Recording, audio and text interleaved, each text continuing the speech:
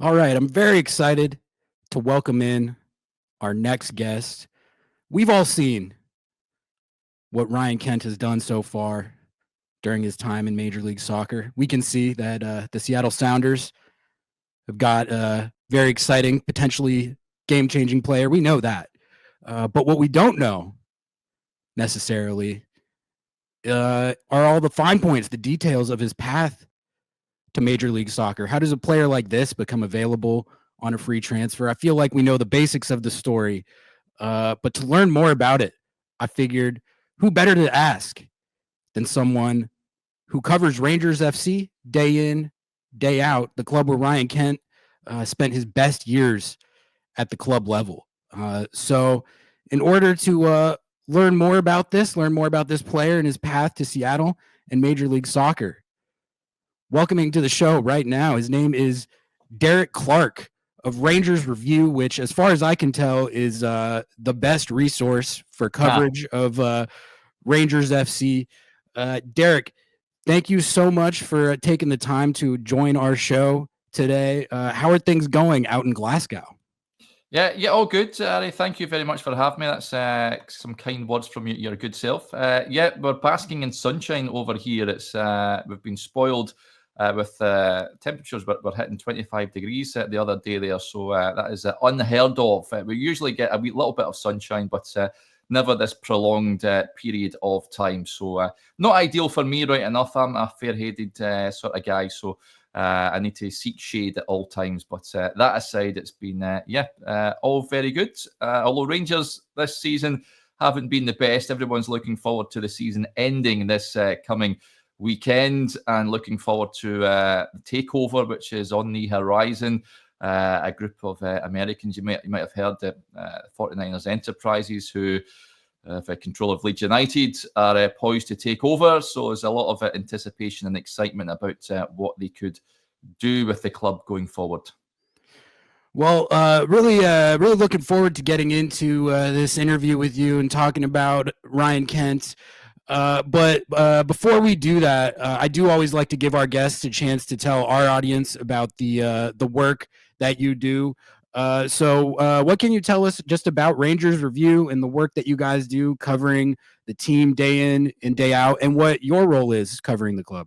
Yeah, sure. So we are a sort of a website and a YouTube channel covering the club. We've been going for, I think, about 4 years this year, and it's sort of gone from strength to strength. And but we could record a YouTube show every weekday, Monday to Friday, just covering all the latest news, all things at Rangers. We cover all the games as well. And in terms of the website, we've got another couple of guys that keep us up to date with all the latest goings on from Ibrox, where Rangers play.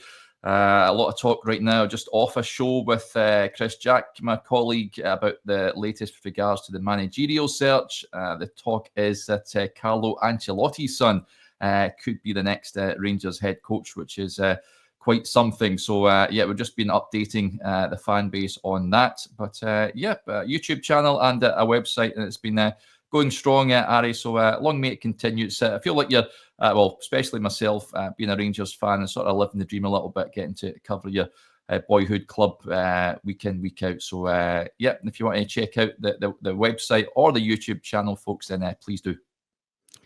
Everyone in chat, go subscribe to Rangers Review for all your coverage of Rangers FC and the Scottish Premiership. Show him some support. Derek's giving us his time, so it's the least you could do. But all right, Derek, let's get into it, because Ryan Kent, he arrived to the Seattle Sounders just a few weeks ago under somewhat mysterious circumstances. No one really knew what to expect. It was a free transfer. I guess, first of all, I'm wondering, how much have you been able to follow how he's done in Major League Soccer so far? Have you been keeping tabs on how he's doing, or do you kind of have no idea? I seen him when he came on, made his debut. I noticed when he signed for you guys as well. I was actually surprised it took him so long to find a club, because he had his contract terminated with Fenerbahce at the end of last year. Had a bit of a disastrous time in Turkey. Not the only player that's gone from Britain and had an unsuccessful period over there. But I was surprised it took him so long to find a club. But when I noticed he'd signed for Seattle Sounders, I thought, oh, that's a good club. MLS, a good level for him. And I was just wondering if he could recapture the sort of form that we witnessed at Rangers. I felt that his career might just nosedive, and I certainly felt that we would have seen the best of him in a Rangers jersey. But I'm intrigued to figure out how he's been getting on over there. I know you've been quite excited at how he's been performing, which is a good thing. He's certainly one of those players that you go and you pay money to go and watch football. It gets you off your seats, and he's an entertainer. So I'm pleased that he's doing well so far. Yeah, it's funny that you say that, because bums off seats were his own words to describe the type of player that he is. And so that's kind of become a catchphrase, because, I can just give you the update. He's only played, I think, last night was, his fourth appearance for Seattle since he got here. That game was difficult. Seattle took a big loss at LAFC last night. But before that, they had won 4 out of 5. And he's been excellent so far. Like I said, I don't think that, at least for me personally, I wasn't sure what the expectations should be, because you have this player who it seems like it's a bit of a distressed asset in a sense. And like you mentioned, I wanted to get into the kind of what happened during his time in Turkey. But no, pretty much from the instant he set foot on the field in MLS, his first few games, he's looked like the best player on the field, like immediately. And I think what's been impressive about it is how quickly he's integrated with his new team. Seattle has another player, big time acquisition, Jesus Ferreira, where the storyline has been that he's had a lot of trouble adapting to the team and fitting in. And Ryan Kent, it's like he just slid right in there, and just the creativity, but also the flair that he plays with, the kind of swagger that he has on the field. I guess just hearing how well he's doing in MLS so far, does that surprise you at all, or based on the guy you covered, does that add up? When he was on it at Rangers, when he was on top of his game, then he was a real joy to watch. I actually seen him before he joined Rangers, back 2016-17. He was on loan at Barnsley. And I was down south covering a few games at Barnsley, and that's where he caught my eye initially. And I thought, this guy's get talent. He was on loan initially from Liverpool. He had a few loan spells from Liverpool. In fact, when he first came to Rangers, he was on loan, and he did well in that first season. And Rangers then stumped up, I think it was about £7.5 million, which is a lot of cash for a club like Rangers. But it was considered at the time a good move. He was instrumental in the 55 season when Rangers won the league title under Steven Gerrard. And initially when he came, people were thinking, wow, this guy's got a lot of talent, quick feet, mesmerizing at times, a defender's nightmare going up against him because you didn't know what he was going to do. He's good with both feet. He can go one way or the other. Sometimes I don't think he knows what he's going to do, but that's what makes him a real exciting talent. The Fenerbahce move was a surprising one for me. I think he would have earned a lot financially out of that, especially. I think he's got a decent agent to get him a move over there, but I was surprised when he left Rangers. That in itself was a thorny issue because the Rangers fans weren't too happy that he was allowed to run down his contract. As I mentioned there, £7.5 million, to then see him walk out the door for nothing isn't really good business sense, really. And the thought was, in his final season at Rangers, he was nowhere near the level that we have witnessed from him before. I've seen him a good few times in the flesh, and he just looked disinterested. And certainly when he went to Turkey, it didn't help that they had a managerial change there, but by all accounts, Jose Mourinho came in, didn't fancy him. It just looked like he'd sort of fallen out of love with the game. And he was linked with a lot of moves back home to England, also linked with a move back to Ibrox as well, which sort of split the fan base. Some were quite excited at the prospect of him returning. Some felt that because he was so off it in his final season, they didn't want anything to do with him. I know the Rangers manager at the time, Philip Clement, was asked about him in a press conference, and he says he tried to sign him when he was Club Brugge manager, and he missed out to Rangers at the time, and Steven Gerrard brought him in initially, so he was a big fan, but they couldn't get a deal over the line. So, it was quite a surprise to see him pitch up at you guys, but it was one of those moves. I'm sure we talked about it on one of our shows at the time. We felt that it could just be the right move for him to try and reinvent himself. Yeah, it's interesting what you say about like falling out of love with the game, because based on some of the stuff that he's told us, that's exactly kind of what it sounds like happened.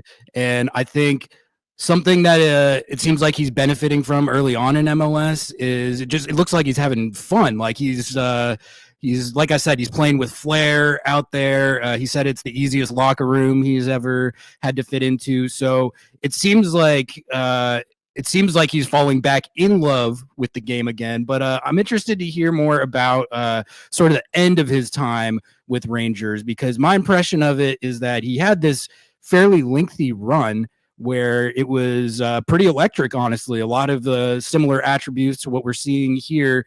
But what did you get any sort of read or concept of the downturn at the end of his time with Rangers? Was it just like him falling out of form or out of favor, and then it snowballed? Or what kind of led to his eventual departure to Fenerbahce? Yeah, it's an interesting one. It doesn't help that the fact that Rangers, when he first came, I touched on there, Gerrard brought him in. He then left to go to Aston Villa. Rangers then brought in Giovanni van Bronckhorst, who was a former player at the time, and there's a famous video clip doing the rounds. I think the first one of the first training sessions, he brought in Roy Mackay, the ex Dutch striker, as one of his coaches, and he said famously they were doing a little drill in training, and he says, tricks are for the circus, and Ryan Kent was the player that he was sort of telling that to, and you think to yourself, well, Ryan Kent's an expressive sort of player. He likes to, like I say, he's an entertainer. He does things off the cuff, so he was sort of like a caged animal, if you like, under Gio. Although that being said, he had a major role in the run to the Europa League final that season, scored some important goals for Rangers. But he's very much part of a unit as opposed to expressing himself and being a bit off the cuff, if you like. Gio then left after some disappointing results. Michael Beale came in, who was Steven Gerrard's assistant, and he was in and out of the team. And the times that he was in the team, he just, I don't know what it was. It might have been a confidence issue with him, but he just looked so far off the pace, it defies belief. Even his work rate wasn't as what it was, and the fans were getting a tad frustrated at him being in the team. So it was a bit of a sad ending, really, that final year at Rangers. To allow him to walk out the door for nothing after paying that much money for him, you really can't let that happen. He's not the only one. There's a number of other assets Rangers have allowed that to happen, which is unacceptable, really. But it's one of those. It's a hard one to put your finger on it, but I think confidence played a part. Changing managers played a part. All have different styles and ways they like to play the game. So that didn't help. But Gerrard certainly got the best out of him, I feel. And as I touched on earlier, that 55 season when Rangers went through the league campaign unbeaten, he was unplayable at times. And he was a real joy to watch. So he certainly seems like a confidence player. A lot of demands at Rangers as well, where the fan base can be on your back. If you make a slack pass, if you give the ball away cheaply, or you take the wrong option, they can get on your back at times. They're a very demanding fan base. I just wonder, going to Seattle, like you say, it might be able just to relax a little bit more. I know Fenerbahce is very intense as well. Whereas perhaps he's, as you touched on there, he's just gone over there and he's enjoying playing the game again. I'm not too sure what the expectation levels are at you guys at the moment, but I can't imagine that they'll be as intense as what he's used to, even at Liverpool as well, of course, where he never quite made it. These are big clubs where the expectation levels are sky high. So maybe he just needs that little arm round the shoulder and told to go out there and just be himself, and that might be the trick to get the best out of him. Yeah, so basically what happened was, I mean, I don't think an acquisition like this was, I mean, it wasn't in the cards based on where Seattle's roster was at, but they had a major injury. One of the players that they acquired over the offseason via an intra-league trade tore his ACL, and the way it works here is that you're allowed to, it's like the season-ending injury list, and then that allows you to spend salary cap money that you otherwise wouldn't have to make an acquisition like this. And the stars just kind of aligned where he happened to be available exactly as Seattle was looking for a player of his profile, and it seems like it worked out about as well as it could have, as far as Seattle like lucking their way into a replacement. Uh, Thinking back to that season you were talking about where Rangers won the league, was that 2021 or Yes. Yeah, that's so right. thinking back to that season, sounds like that was his best year with Rangers. What do you remember about his form that year? What seemed like it clicked, and how did he sort of turn that into being one of the best players for a league-winning side?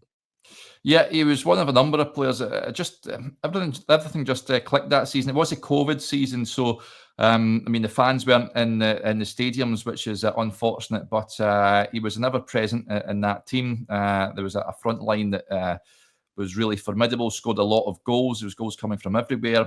Kent chipped in with a good few. They had Alfredo Morelos, Jermaine Defoe chipped in with goals as well as the likes of Yanis Hadji, and it just worked. He was given a sort of free role at times, just able to drift in and out. As I touched on earlier, a defender's a real nightmare to pick him up. They didn't know if they had to drop off or sit in. If you got too tight to Ryan Kent, then he could easily turn you and get away from you. He had blistering speed as well, that initial sort of 5-10 yards to burst away from someone.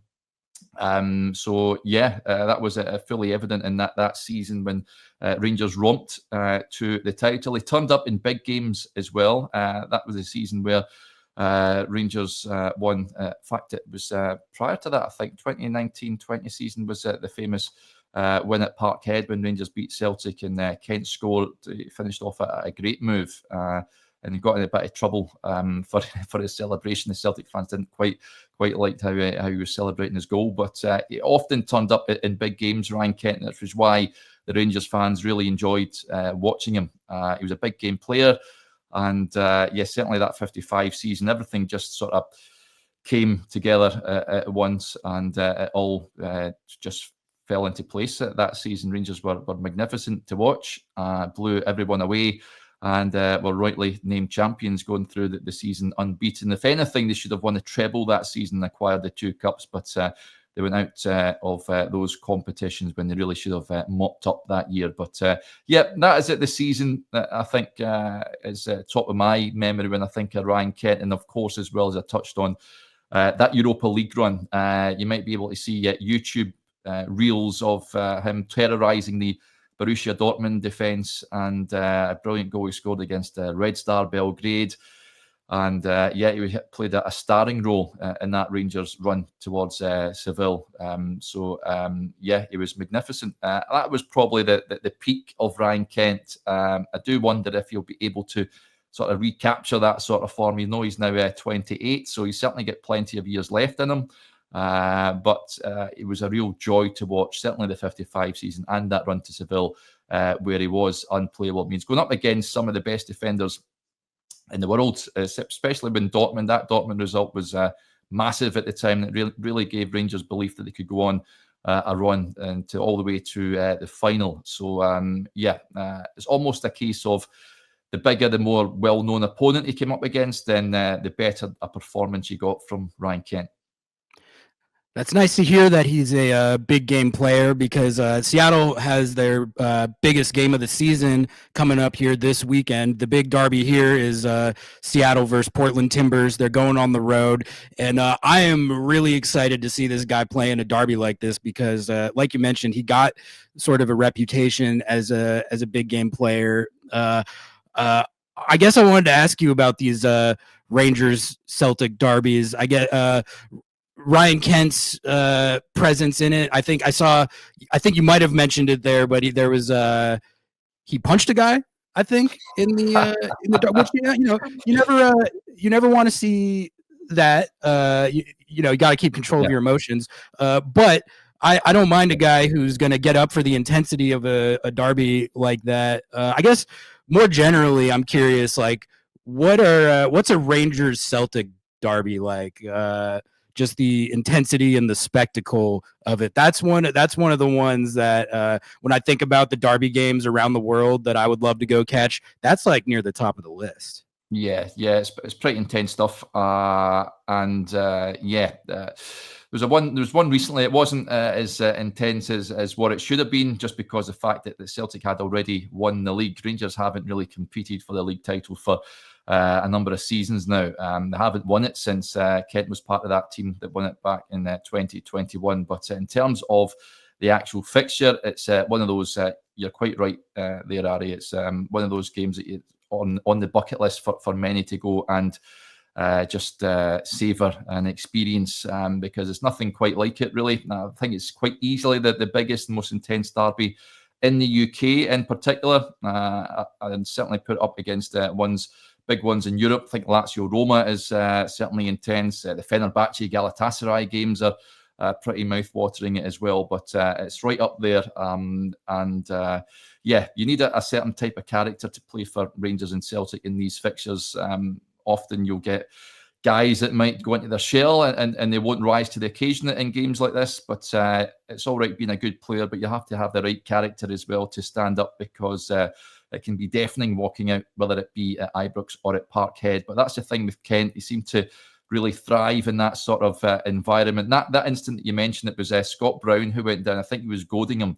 I'm sure Celtic had just scored, which turned out to be the winner, if I'm not mistaken. I think it might have been Gerrard's first game, Old Firm game at Parkhead. Celtic, I think, won that match, and Brown certainly went down a bit easy, but that still image of Kent is, just shows you how sort of intense and fierce the derby is. Really, it can affect the even the most stable-minded sort of players. It can make them do weird and wonderful things. But certainly turned up in these derby games. Ryan Kent has touched on there, that goal at Parkhead 2019, I think, or 2020 it may be. If you've not seen it, you should go and watch it. It's a really good move from Rangers and a fabulous finish from Kent. Again, as I touched on there, 2 feet. I think he fires it in with his left foot, but he's equally as comfortable on both feet, can pick up position on the left and the right, and can play the sort of number 10 as well. So he's very comfortable in across the front line. And certainly terrorised Celtic on a good few occasions. But that last season, I touched on there, it looked like he was phoning it in at times. There was a match at Hampden, for the life of me, I think it was it the cup final or the cup semi-final, and he was so off the pace it defied belief. I don't know if it was a fitness issue or his confidence was shot to bits, but he just looked like a shell of the player that we'd all known prior to that season. But in terms of a fixture, I'd very much, if you can get the chance to go to one, then do it, because you'll never forget it. It's such a big component of Scottish football, Rangers Celtic matches, and as long as your team comes out on top, they're always, when I watch them, not enjoyable at the time, because your heart's racing and it's you're on the edge of your seat, worrying whenever Celtic foray into the Rangers penalty area. But if your team wins, there's no greater feeling than that. Got Derek Clark of Rangers Review on the show, talking some Ryan Kent. Derek, I just got a couple more for you, and then I'll let you go. I do have to ask. My audience will destroy me if I don't ask this one, so I do have to ask. Do you know if he has pet crocodiles? Can you confirm or deny the existence of the pet crocodiles? Yeah, I've seen this.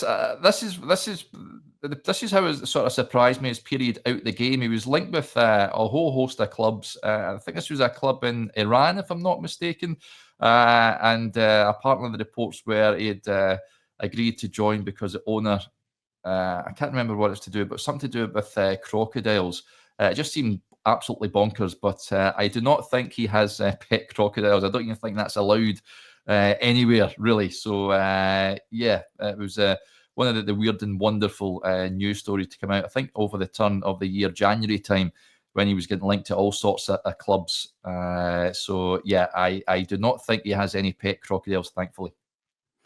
Okay, because that's honestly been one of the biggest topics of discussion is the crocodiles, whether or not they exist, whether he was going to bring them to Seattle.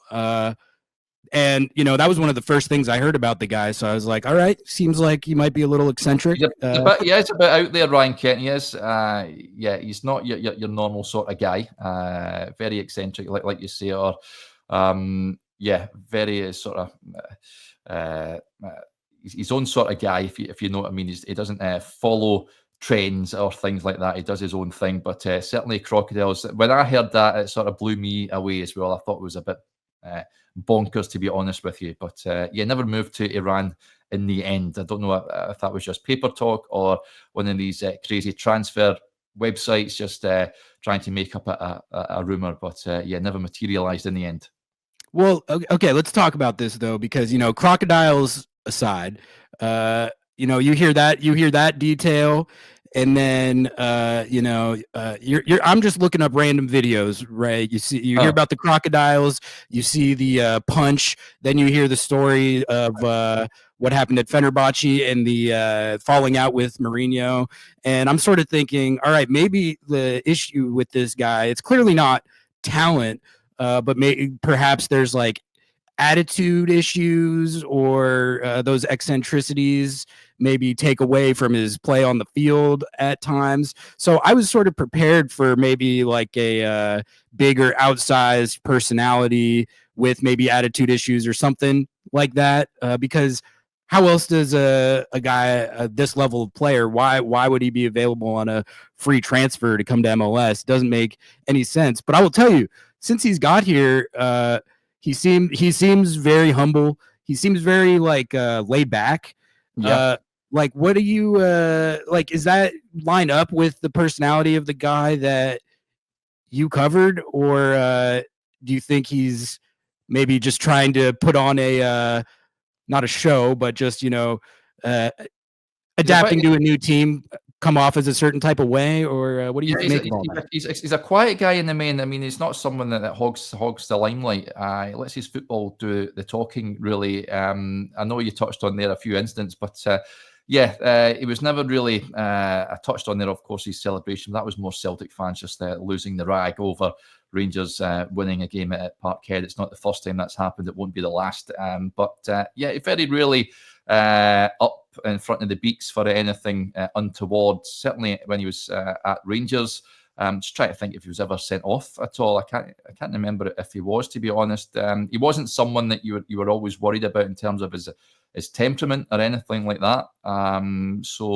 Alfredo Morelos was certainly in his starting at Rangers, his first few seasons. He was someone that picked up needless red cards, but Kent was never that sort of guy. He just stuck to the game, very quiet. So I wouldn't worry too much about that. He's not one of these hothead characters that are coming to the MLS. It's going to be a bad boy, if you like. I don't think that's his nature. So all I would say is just enjoy him while you can. I'm not too sure what sort of contract length he signed with you guys and what his aspirations and his thinking is ahead of the future. I just think it's when I seen him signing for Seattle, I thought that could be a decent move for him. Good level at the MLS.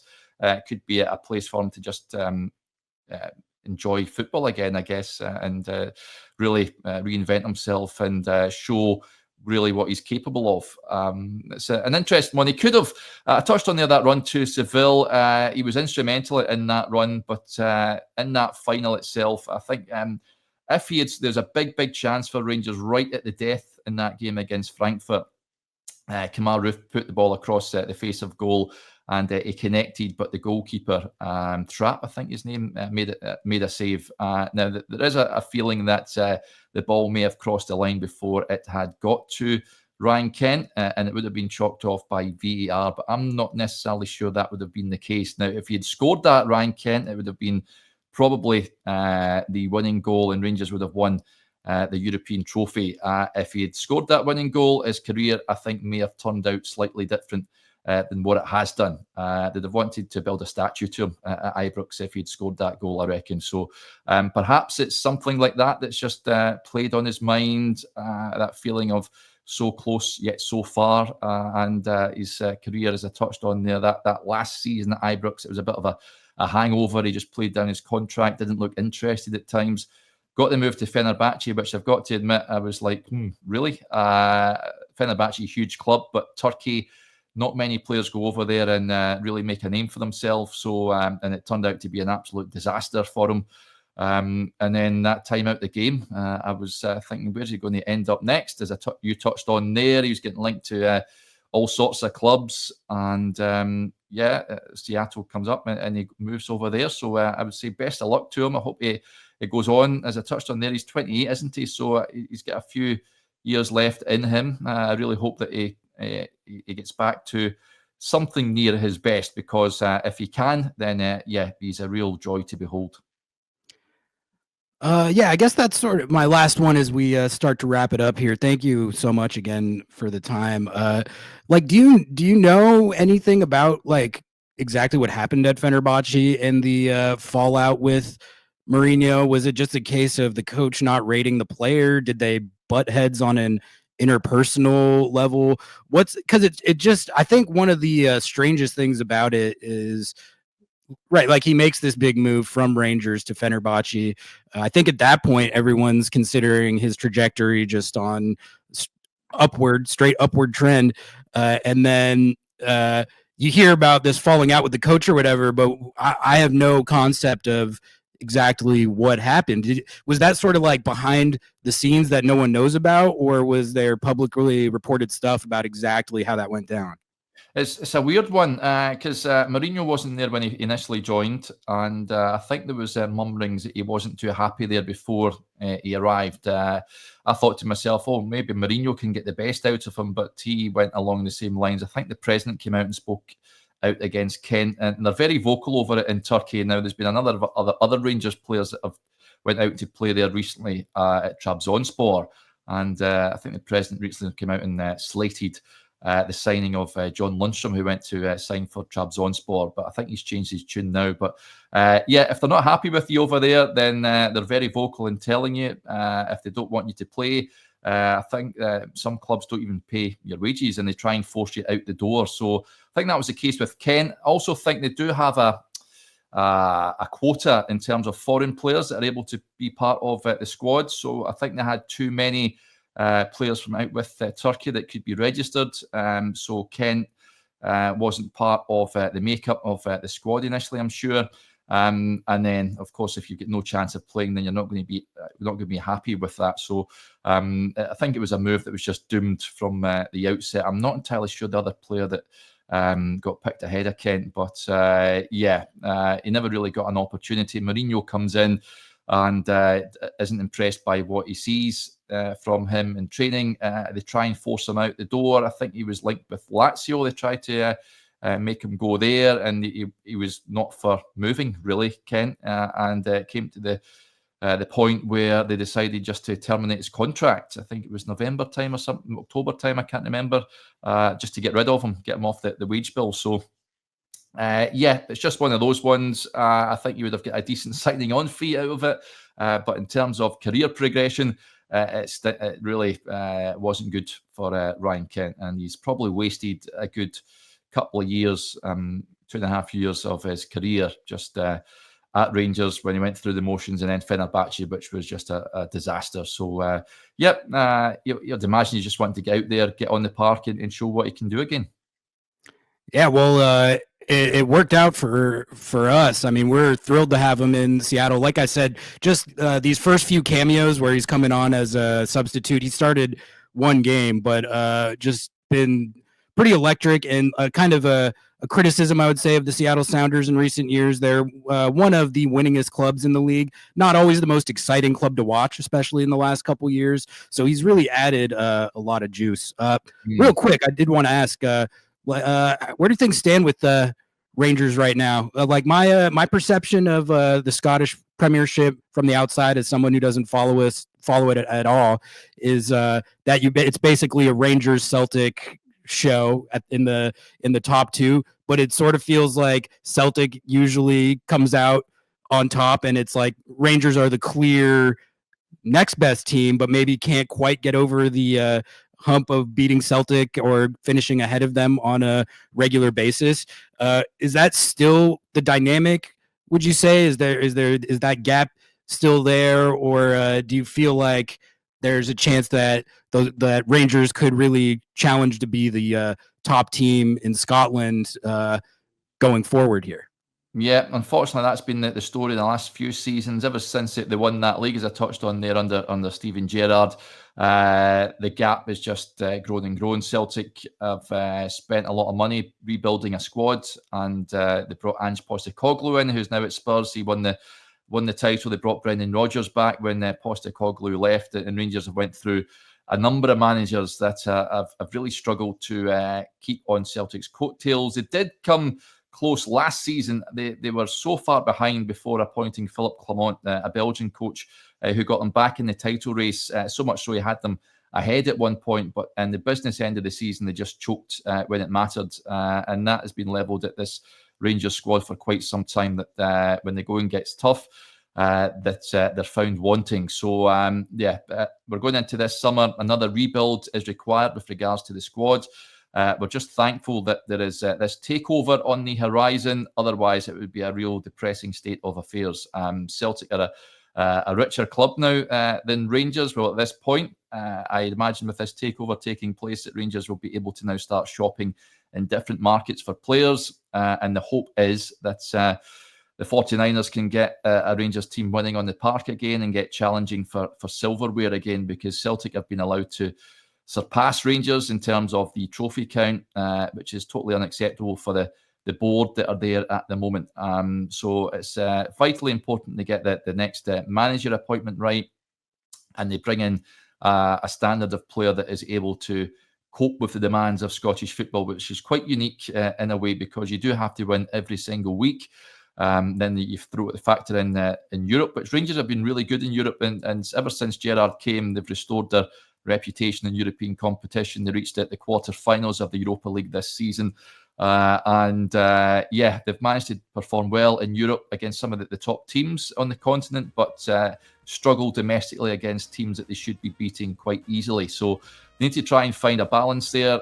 So it's a big summer ahead again for Rangers, but there is a bit more optimism around the place with the prospect of this change in ownership about Rangers and the direction the club could be going in. So hopefully they can challenge next year. They're a massive, I don't even know what the gap is at the moment, but the league was pretty much done by New Year, which was totally unacceptable. They'd fallen so far behind Celtic. So it is a two-horse race in Scotland. It's been like that for about 40 years. I can't see it changing anytime soon. So second is nowhere in Scotland. That's what they say. There's no prize for finishing second in Scotland unless you're one of the other teams. So hopefully that can all change next year, because Celtic have had it all their own way for too often now. Derek, that is all I got for you. Thank you so much for the time. Feel like I learned a lot about Ryan Kent and his path to Major League Soccer, so I really appreciate you sharing that knowledge with myself and with our audience. Again, everyone subscribe to Rangers Review. They're doing great work over there. And Derek, I don't know if you'll ever find your way out to Seattle, maybe go to a Sounders game, but if you do, on me. I'll be sure to do that, Harry, at some point. I'll try and get myself over sometime. And if I'm ever out in Glasgow to get to one of these derbies, which that's on my list. That's on my list. It should be. You won't be there to enjoy it. Sounds good. Best of luck with you with all your off-season coverage and everything going forward with Rangers. And thanks again. Really appreciate it. No problem. Anytime.